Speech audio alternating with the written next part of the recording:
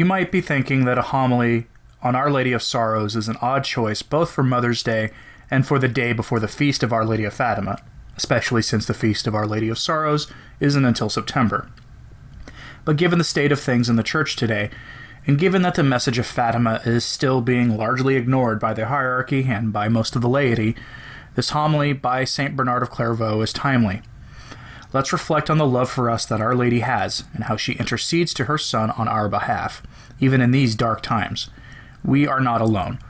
Pray your rosary every day. If you already pray the daily rosary, start a second if you're able, and offer it for the liberation of the Church.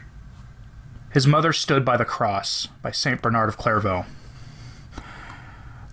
The martyrdom of the Virgin is set forth both in the prophecy of Simeon and in the actual story of our Lord's Passion.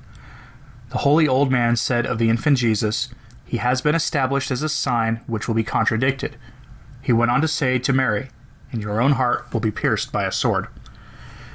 Truly, O Blessed Mother, a sword has pierced your heart, for only by passing through your heart could the sword enter the flesh of your Son. Indeed, after your Jesus, who belongs to everyone, but is especially yours, gave up his life, the cruel spear, which was not withheld from his lifeless body, tore open his side. Clearly it did not touch his soul and could not harm him, but it did pierce your heart, for surely his soul was no longer there, but yours could not be torn away. Thus the violence of sorrow has cut through your heart, and we rightly call you more than martyr, since the effect of compassion in you has gone beyond the endurance of physical suffering. Or were those words, "Woman, behold your son," not more than a word to you, truly piercing your heart, cutting through to the division between soul and spirit? What an exchange! John is given to you in place of Jesus, the servant in place of the Lord, the disciple in place of the Master. The son of Zebedee replaces the Son of God. A mere man replaces God himself. How could these words not pierce your most loving heart, when the mere remembrance of them breaks ours, hearts of iron and stone though they are?